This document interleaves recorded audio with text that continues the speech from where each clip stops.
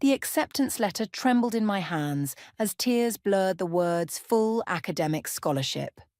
I'd done it. 4 years of straight A's, countless all-nighters, and sacrificing my social life had finally paid off. Stanford University wanted me. Me, Willow from small-town Pennsylvania, the girl everyone said would never amount to anything special. "Mom, Dad!" I raced downstairs, nearly tripping over my own feet. "I got in! I actually got in!" The kitchen fell silent. Mom and Dad exchanged that look, the one that made my stomach drop. Travis, my older brother, sat at the table, head buried in his hands. "Honey, sit down," Mom said, her voice unnaturally gentle. "We need to talk." I clutched the letter tighter. "What's wrong?" Dad couldn't meet my eyes. "Your college fund, it's gone." The words hit me like a physical blow. "What do you mean, gone?"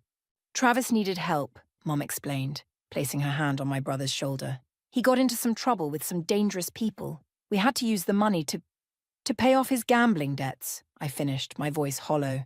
"Again." Travis finally looked up, his eyes red. "I'm sorry, Will. I'll pay you back, I swear." "You said that last time," I whispered. "And the time before that." "This is different," Mom insisted. "Your brother could have been seriously hurt. We had no choice." I laughed, a sharp, bitter sound. "No choice? What about my choices, my future?" "Don't be dramatic," Dad said, finding his voice. "Community college is still an option. Or you could work for a few years, save up." "Save up?" I threw the acceptance letter onto the table. "Do you have any idea how much Stanford costs?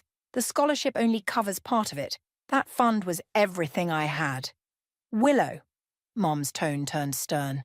"Family comes first. Travis needed us."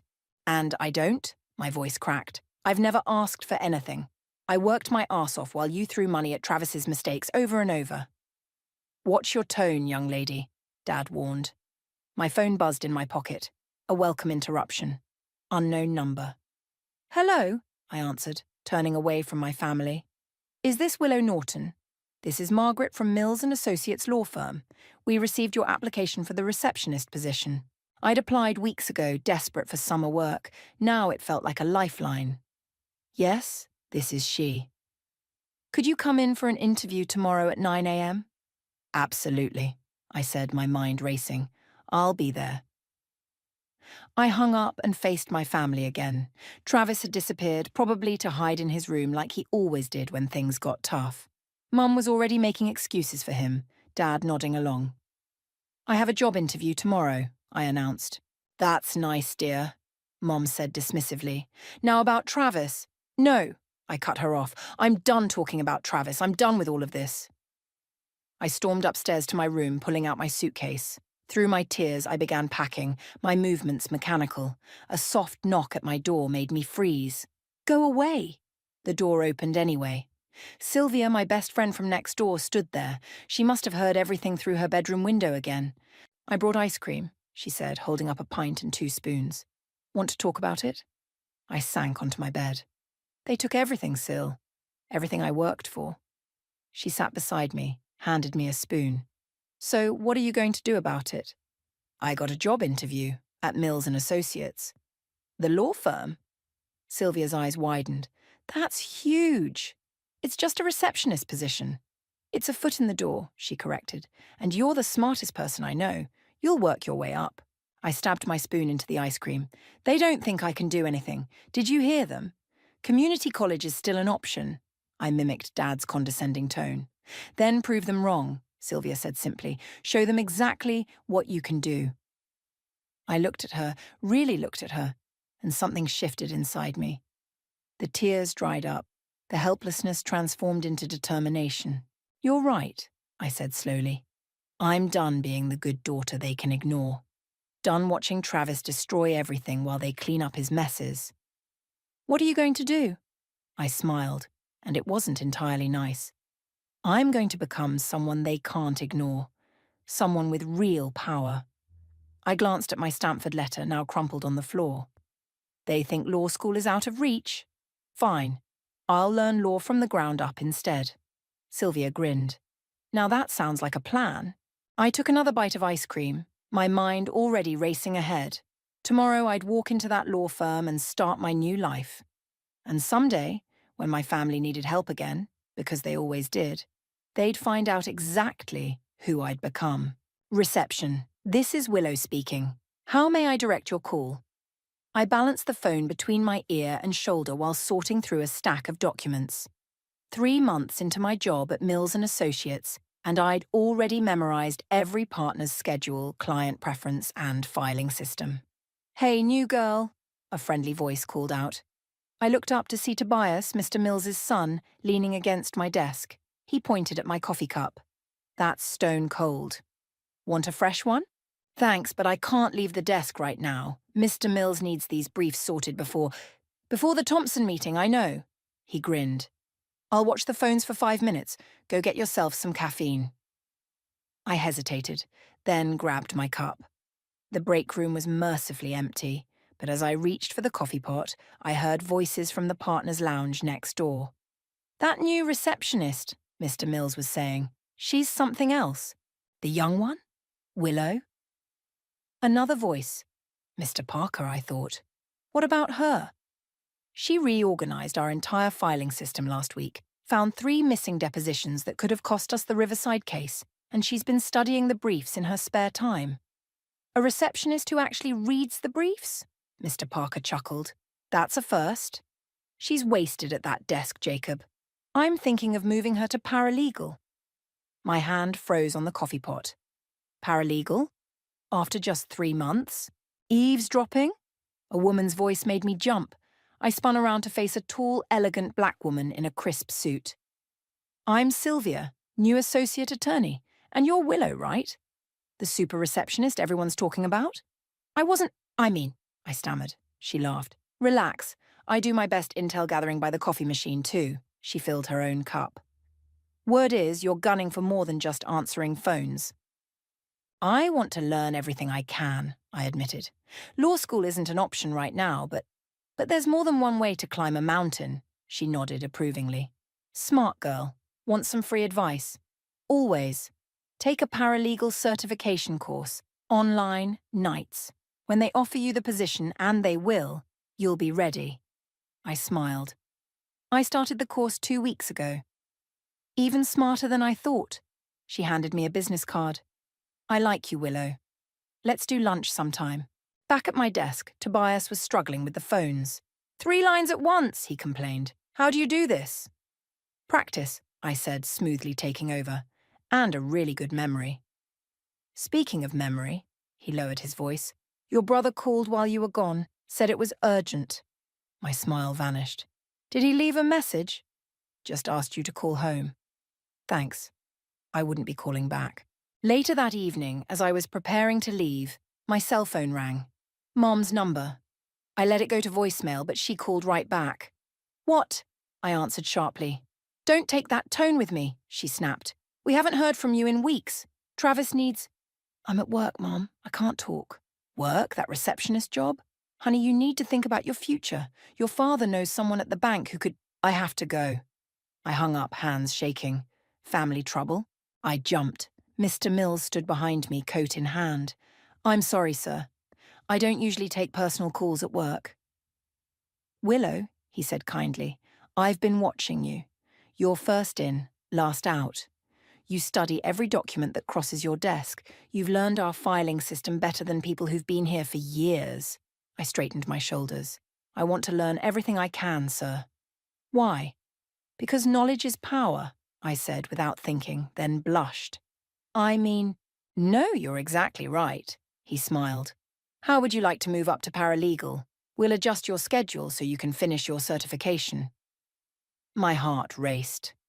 "I'd love that opportunity, sir." "Good. And Willow?" He paused at the door.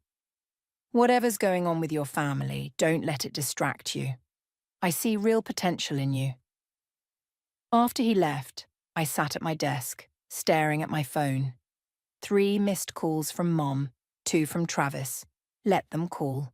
Let them need me. I opened my laptop and pulled up my paralegal coursework.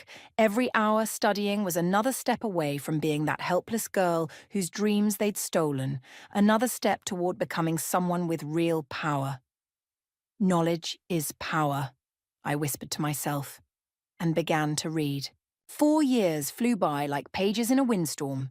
I stood in front of my office mirror, adjusting my new designer blazer, a gift to myself for making junior partner at 31. The brass nameplate on my desk still gave me a thrill. Willow Norton, partner. A knock at my door interrupted my moment of pride. Come in, Sylvia breezed in, now head of corporate law. Ready for the Henderson meeting? It's going to be brutal. When isn't it? I grabbed my tablet. Did you see their latest counteroffer? Insulting is what it was. She paused, studying my face. You okay? You look tired. Travis called last night, first time in 2 years. Ah.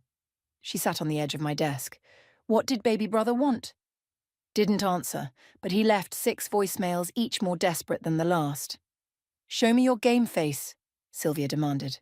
I straightened my spine, lifted my chin, and let my expression cool into what Tobias called my shark smile. Better? Perfect. Now let's go eat some CEOs for breakfast. The Henderson meeting was exactly as brutal as predicted, but I'd learned from the best. 4 hours later, I had them exactly where I wanted them. So we're agreed, I said, sliding the contract across the table. 20 million plus restructuring terms. This is highway robbery, Henderson growled. No, I smiled my shark smile. This is business. Sign, or we'll see you in court. They signed. Back in my office, I finally checked my voicemails. Travis's voice increasingly panicked. Will, please, I really need to talk to you. It's bad this time. Really bad. They're going to take the house, Will. Mum and Dad's house. Please call me back. I don't know what to do. They're giving us 30 days. Willow, please, I'm begging you. I was still staring at my phone when Tobias walked in. Earth to Willow. Dad's looking for you. Sorry, I gestured at the phone. Family stuff? He perched on my desk, our old familiar positions reversed now that I had the corner office. Want to talk about it? Not much to say. They made their choices, I made mine. Yeah, but they're still family. I shot him a look. Easy to say when your family supported your dreams instead of stealing them. Fair point. He stood. Anyway, Dad wants to see you about the Martinez case. And Will? He paused at the door. Whatever you decide, I've got your back. Mr. Mills was waiting in his office, looking exactly as he had the day he hired me, just a little grayer at the temples. Sit down, Willow. Tell me about Henderson. Signed and delivered, 20 million plus all our terms. Excellent, he leaned back. You've come a long way from that receptionist desk. Thanks to you, sir. No, he shook his head. Thanks to you. Your drive, your determination. I just opened the door, you walked through it. My phone buzzed again. Travis. Problem? Mr. Mills asked. No, sir, just family? When I nodded, he continued. You know, I've never asked about them. Seemed like a sore subject. They made some choices I couldn't forgive. Ah, he studied me. And now they need your help? I looked up, startled. How did you... 30 years in law, Willow. I know that look. He paused. Want some advice? Always, sir. Sometimes the best revenge isn't punishment. It's success. He smiled. You've proven yourself. Maybe it's time to show them exactly who you've become. Back in my office, I pulled up the county records database. Sure enough, there it was. A foreclosure notice on my parents' house. They were underwater on the mortgage, months behind on payments. My phone rang again. Mom this time. Willow? Her voice was smaller than I remembered. Please don't hang up. What do you want, Mom? We need help. The bank. They're going to take the house. Travis tried everything, but what? His gambling buddies won't loan him more money. That's not fair, she protested weakly. No, I laughed. What's not fair is stealing your daughter's future to enable your son's addiction. What's not fair is... I stopped, took a breath. You know what? Never mind. I'll help. You will? The relief in her voice was painful. Yes, but we'll do this my way. All of you come to my office tomorrow at 2 p.m. Your office? Mills and Associates, 23rd floor, don't be late. I hung up and stared out my window at the city below. Mr. Mills was right. I'd proven myself. Now it was time to show my family exactly who they'd underestimated. Let them come to my territory. Let them see my name on the door, my view from the top. Let them finally see me. At 1:55 p.m, my assistant buzzed. Your family is here. Give me 2 minutes, then send them in. I stood behind my desk, smoothing my skirt. The wall of legal degrees and awards behind me felt like armor. The door opened. Mum entered first, looking smaller than I remembered, followed by Dad, who'd gone completely grey. Travis shuffled in last, unable to meet my eyes. Have a seat. I gestured to the chairs facing my desk. Willow, Mum started. This is quite an office. Partner perks. I sat down. So, tell me about the foreclosure. They exchanged glances. Travis cleared his throat. It's my fault. I borrowed against the house to cover some debts. Promised I'd pay it back, but you gambled that money away too? I finished, my voice ice cold. It wasn't like that, Mom jumped in. He was trying to invest. In what, Mom? Poker? Horses? Or has he graduated to sports betting? Now listen here, Dad finally spoke up. We didn't come for a lecture. No, you came for money. I opened a folder on my desk. The house is worth $320,000. You owe $425,000, thanks to multiple home equity loans. You're 4 months behind on payments, and the bank has initiated foreclosure proceedings. How did you... Travis started. I'm a lawyer, Travis. Finding information is what I do. I leaned forward. Here's what I don't understand. Where did all that equity go? The house was paid off when I left for college. Silence. That's what I thought. I stood up, walking to my window. You know what's interesting? I pulled Travis's credit report. 7 maxed-out credit cards, 3 personal loans, and somehow he still has a gambling account with weekly deposits. You had no right, Travis jumped up. Sit down. My voice cracked like a whip. He sat. I have every right. You're asking me for help? This is how I help. By finding the truth. Please, Mum whispered. We'll lose everything. Like I lost everything? I turned to face them. Like when you stole my college fund? That was different, Dad protested weakly. You're right, it was different. Because I didn't gamble it away. I didn't throw it down a hole of addiction and lies. I returned to my desk. But here's what I'm offering. I pulled out a contract. I'll buy the house, pay off the mortgage, clear the debt. But there are conditions. What conditions? Travis asked suspiciously. First, Travis gets help. Real help. I've already arranged a spot at a rehabilitation facility. 6 months minimum. 6 months? He exploded. I can't. You can and you will. Second, I continued over his protests. Mom and Dad can stay in the house, but the deed will be in my name. And third, every penny Travis earns after rehab goes toward paying me back. That's blackmail, Mom stammered. No, that's consequences. Something this family never learned about. The door opened and Sylvia walked in right on cue. Sorry to interrupt. Are these the contracts for the house purchase? Perfect timing, I smiled. Mom, Dad, this is Sylvia Reynolds, head of corporate law. She'll be handling the paperwork. You planned all this, Travis accused. Of course I did. That's what successful people do, Travis. They plan. They don't gamble their family's future away. Dad stood up suddenly. We need time to think about this. You have 24 hours, I said. After that, the offer expires, and good luck finding another solution in time to stop the foreclosure. Come on, Mom tugged at Travis's arm. Let's go. At the door, Travis paused. You're enjoying this, aren't you, making us beg? No, Travis, I'm not enjoying this at all. I met his eyes. But someone has to stop this cycle. It might as well be me. After they left, Sylvia perched on my desk. Well, that was intense. Did I go too far? Are you kidding? That was masterful. Ice cold, but masterful. She studied my face. You okay? Ask me tomorrow. I picked up the contract. Think they'll sign? They don't have a choice. You're their only option, and they know it. My phone buzzed. A text from Mom. We'll sign.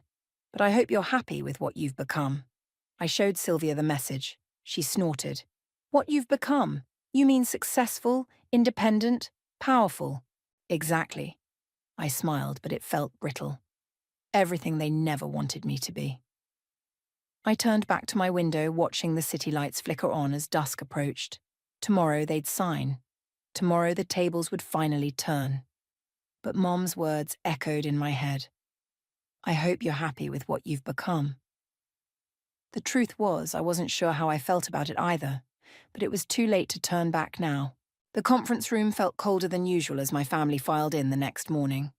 Mum's eyes were red-rimmed, Dad looked like he hadn't slept, and Travis just looked defeated.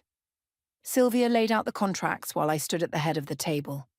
Everything's in order, she said. Just needs signatures. Before we sign, Travis spoke up, his voice hoarse. I want to know something.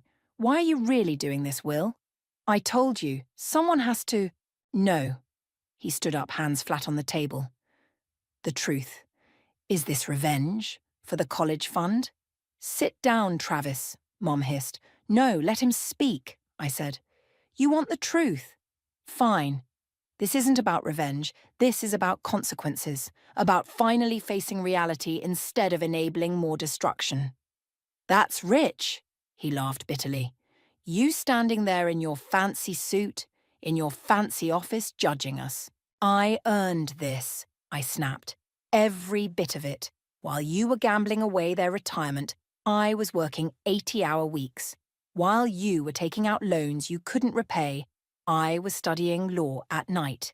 Everything I have, I built myself. Because you're so perfect. Because I had no choice. My voice cracked. You took my choices away, remember? All of you. You took my dream and threw it away like it meant nothing. Willow, Dad started. No, let me finish. I took a breath. You know what the worst part was? Not losing Stanford, not losing the money. It was realizing that to my own family, I would always matter less than Travis's next crisis. Silence filled the room like smoke. Sign the papers, I said quietly. Take the help I'm offering, or don't. But this is your last chance. Mom picked up the pen first. Her hand trembled as she signed. This isn't right, Travis muttered. What isn't right? Sylvia spoke up, is destroying your family's financial security for a gambling addiction. What isn't right is making your sister clean up your mess after stealing her future. Stay out of this, he snarled. Travis, Dad's voice was tired. Just sign the damn papers. One by one, they signed. When it was done, Sylvia gathered the contracts. The rehab center is expecting you tomorrow morning, I told Travis. A car will pick you up at 8 a.m. And if I don't go? Then Mom and Dad lose the house anyway. Your choice. He stormed out, slamming the door behind him. Mom started to follow, then turned back. Was it really so terrible? She asked. Growing up with us? No, Mom. Growing up was fine. It was being sacrificed for Travis that was terrible. We never meant to hurt me, to destroy my dreams, to make me feel worthless. I shook my head. But you did. And now here we are. Dad stood up slowly. You've made your point, Willow. You won. Are you happy now? This isn't about winning, Dad. This is about fixing what's broken. All of it. After they left, Sylvia touched my arm. You did the right thing. Then why does it feel so awful? Because you care. She squeezed my shoulder. That's what makes you different from them. You care enough to do the hard thing. My phone buzzed. A text from Tobias. Drinks tonight? You look like you need one. Go, Sylvia urged. I'll handle the paperwork. The bar was quiet for a Thursday. Tobias was already at our usual corner table. That bad, huh? He asked as I slumped into a chair. Worse. I told him everything. You know what's crazy? He said when I finished. You're actually helping them. Really helping them, not just enabling more problems. Try telling them that. They'll figure it out. Eventually. He signaled for more drinks. Remember what Dad always says about tough cases. Sometimes the right decision feels wrong until it proves itself right. Exactly. He raised his glass. To doing the right thing even when it hurts. I clinked my glass against his, but before I could drink, my phone buzzed again. Travis. What? I answered. I'll go, he said quietly. To rehab. I'll go. Something tight in my chest loosened slightly. Good. But not for you, he added quickly. For Mom and Dad. And for me, I guess. That's even better. A pause. I really messed up, didn't I? Everything. Everyone. Yes, I said softly. But maybe now you can start fixing it. After we hung up, Tobias raised an eyebrow. Progress. Maybe. I stared into my drink. Or maybe just another promise he won't keep. Only one way to find out. Yeah. I took a sip. Time will tell. And for the first time since this all began, I felt something close to hope. 3 months after Travis entered rehab, Mum called during my lunch break. He's doing well, she said, her voice cautiously optimistic.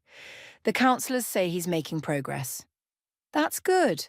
I picked at my salad, waiting for the other shoe to drop. He asked if you'd visit. There it was. I don't think that's a good idea. Please, Willow, he's really trying this time.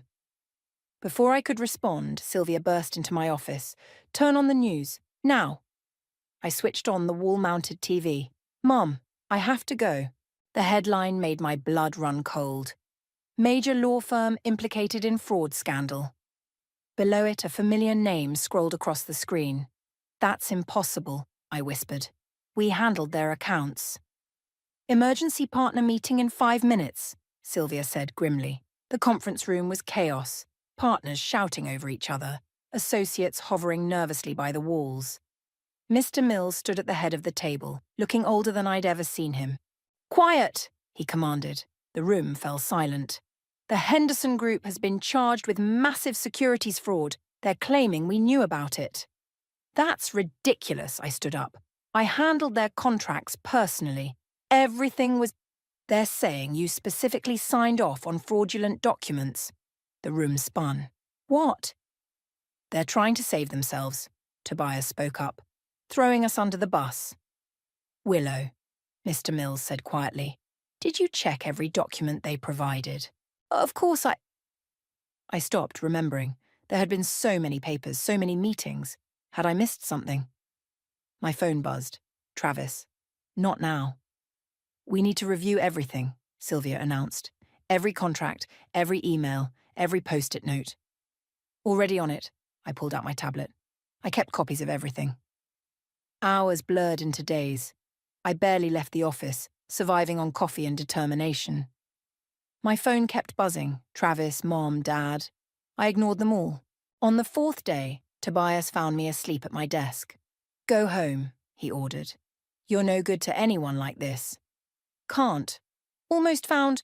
Something's not right with these numbers. Willow, he took my coffee cup away. You need rest. What I need is to not lose everything I've built. The words burst out of me. Do you know what they'll do if this sticks? I'll be disbarred. Everything I worked for, gone. Just like your college fund, he finished gently. I laughed, slightly hysterical. Karma's a bitch, right? This isn't karma. This is corporate sharks trying to save themselves. He paused. Have you talked to Travis? What does Travis have to do with anything? He keeps calling the office, says it's important. Everything's important with Travis. My phone buzzed again. Travis. For God's sake, answer it, Tobias said. I did. What? Will, listen. The Henderson thing. I know something. I sat up straight. What are you talking about? One of the guys here in rehab, he used to work in their accounting department. He's been watching the news and he says he has proof they were cooking the books way before you got involved. Put him on. An hour later, I burst into Mr. Mills's office clutching my phone. I've got it. Proof Henderson was committing fraud before they ever came to us. They doctored their books before presenting them. He looked up sharply. You're sure? My brother's rehab mate worked there. He kept copies of everything. Original documents, altered versions, emails discussing the changes. He's willing to testify. Mr. Mills smiled for the first time in days. Your brother's rehab mate? Sometimes help comes from unexpected places, I said softly. That night, I finally went home. My phone buzzed. Travis again. Thank you, I said when I answered. Did it help? More than you know. A pause. I'm trying, Will. Really trying this time. I know. The counsellor says I should make amends. Real ones, not just words. I sank onto my couch. And I'm sorry. For everything. The college fund, the house, all of it. I know sorry doesn't fix it, but... No, I agreed. It doesn't fix it, but it's a start. Another pause. Will you visit? Please? I closed my eyes, thinking of karma and consequences of help from unexpected places. Next weekend, I said finally. I'll come next weekend. After we hung up, I stared at my reflection in the window. The woman who looked back wasn't the angry girl whose dreams were stolen, nor the cold lawyer seeking revenge. She was something in between, something still evolving. Maybe we all were. The rehab centre looked more like a college campus than a medical facility. I sat across from Travis in the visitors' lounge, both of us clutching paper cups of mediocre coffee. You look good, I said, and meant it. The haunted look in his eyes had faded. 4 months clean. He smiled slightly. Longest I've gone since college, probably. Mom says you're doing well. Most days. He fidgeted with his cup. Some days are harder, but I'm learning to deal with it. Actually deal with it, not just run away. A comfortable silence fell between us. The first in years. I found something, he said suddenly, pulling an envelope from his pocket. When I was cleaning out my old room at Mom and Dad's, before coming here. My stomach tightened. What is it? Letters. From Stanford. He slid the envelope across the table. From after we took your money. My hands shook as I opened it. Inside were dozens of letters spanning months. Financial aid offers, work-study programs, alternative payment plans. They wanted me, I whispered. They were trying to help me find a way. Mom and Dad hid them. Travis couldn't meet my eyes. They said it would just hurt you more, seeing what you couldn't have. But really, they just didn't want you to leave. Why are you showing me this now? Because you deserve to know the whole truth. About everything. He took a deep breath, including why they really took your college fund. My coffee went cold as Travis talked. About Dad's gambling debts from years ago. About Mom's secret credit cards. About how my college fund hadn't just gone to Travis's gambling.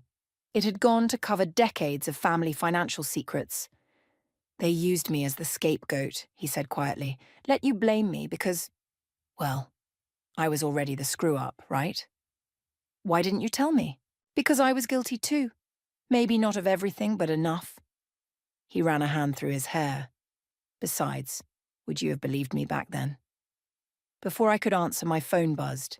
Dad's number. Speaking of truth, Travis said, they know I'm telling you today. That's probably them now, I answered. Hello? Don't listen to him. Dad's voice was desperate. He's confused. The rehab is making him... Is it true? I cut him off. Did you hide the Stanford letters? Silence. Did you use my money to cover your gambling debts too? Willow, please. I'm coming over, I said. Now. And this time, we're all going to tell the truth. I found them in their kitchen. My kitchen now, technically. Mum was stress baking, the counter covered in cookies no one would eat. Dad sat at the table looking small. Start talking, I said. They did. Everything Travis said was true and worse. Years of financial manipulation. Lies piled on lies. My college fund had been their last resort, their final safety net. And they'd sacrificed me, to save themselves. We never meant, Mum started.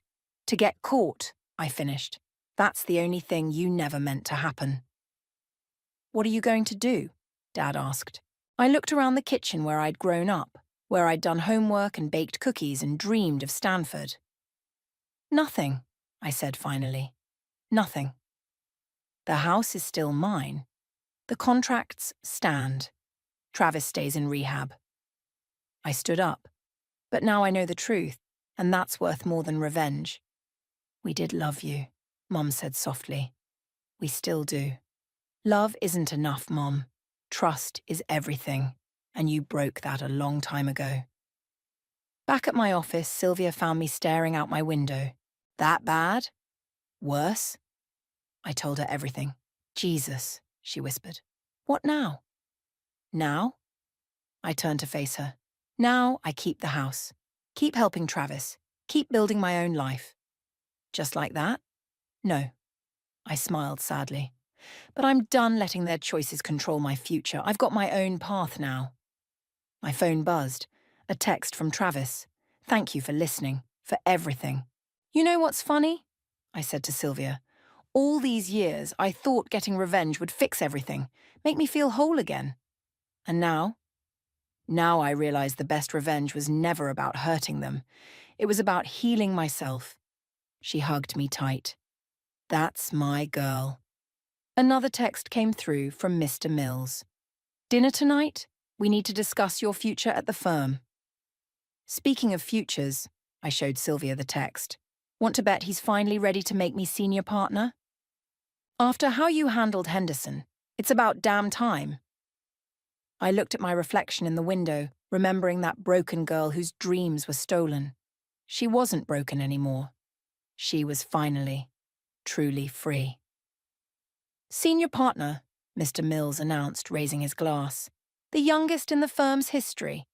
The private dining room at La Maison erupted in applause. Sylvia hugged me, Tobias whistled, and the other partners nodded approvingly. Speech! Someone called out. I stood, smoothing my dress. Thank you, all of you. Especially you, Mr. Mills, for seeing something in that determined receptionist all those years ago. I saw myself, he said quietly. Someone hungry for success, not because of greed, but because of necessity. My phone buzzed. Travis. Sorry, I told the group. I need to take this. In the restaurant's quiet hallway, I answered. Everything okay? Just finished my last therapy session, he said. 6 months clean today. Congratulations. The counselor thinks I'm ready to start working again. Actually, he hesitated. Remember that accounting degree I never finished? What about it? I'm going back. Online classes at first, but it's a start. That's amazing, Travis. I was thinking, he continued, maybe when I graduate I could help out at the firm. In the accounting department. I mean, I know I have to earn trust back, but one step at a time, I said gently. Focus on your degree first. Right. Yeah, he paused. Mom and Dad asked about you. What did you tell them? The truth, that you're doing great, that you're stronger than any of us knew. Back in the dining room, Mr. Mills was deep in conversation with Sylvia about the Henderson case. The evidence Travis's rehab mate provided had blown the case wide open, saving not just our firm but potentially dozens of investors. Speaking of Henderson, Mr. Mills turned to me. The SEC wants to know if you'll testify next month. Already prepared my statement. That's my girl, he smiled proudly. You know, I never had daughters. But, if I did... My phone buzzed again. Mom this time. A text. Saw your promotion in the paper. We're proud of you. If you ever want to talk... I showed Sylvia the message. You going to respond? She asked. Not tonight. I put the phone away. Tonight is about celebrating. Willow, Tobias called out. Tell them about the pro bono program you're starting. All eyes turned to me. It's nothing fancy, I said. Just a legal aid initiative for families facing foreclosure. Free counsel, payment plans, addiction resources if needed. Turning your pain into purpose, Sylvia whispered.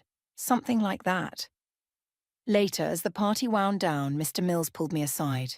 You've come so far, he said, but something's still bothering you. I got everything I wanted, I admitted. Success, power, revenge, so why doesn't it feel complete? Because revenge is empty without forgiveness. Not for them, but for yourself. I thought about Mom's text, about Travis's recovery, about all the lies and truth between us. I can't forget what they did. No one's asking you to forget, but maybe it's time to write a new story. One where you're not the victim, but the victor. My phone buzzed one last time. Dad, the house feels empty without you. Your old room is still here. Always will be. I typed back. Having dinner with my other family tonight. My chosen family. Maybe someday we can all have dinner together, but not yet. Baby steps, Mr. Mills said, reading over my shoulder. That's how empires are built. And families rebuilt? Sometimes. He squeezed my shoulder. But first you build yourself. The night air was crisp as we left the restaurant. Sylvia linked her arm through mine. So, senior partner, what's next? I looked up at the city lights, at the world of possibilities stretching before me. Next, we help people. We build something meaningful. We turn all this power into purpose. And your family? They're part of my story, I said slowly. But they don't get to write the ending anymore. I do. My phone lit up with responses. Support from Travis. Understanding from Dad. Hope from Mom. Not forgiveness. Not yet. But possibility. You know what the best revenge really is? I asked Sylvia. What's that? Living well, building something good from something broken, and choosing your own path no matter what anyone else planned for you. She hugged me tight. Now that's a revenge story worth telling. Above us, stars peeked through the city's glow, reminding me of that night years ago when I'd stared at my Stanford acceptance letter. I hadn't gotten that dream, but I'd built new ones, better ones, stronger ones. And this time, no one could take them away. Because this time, I wasn't just surviving. I was thriving. And that was the sweetest revenge of all.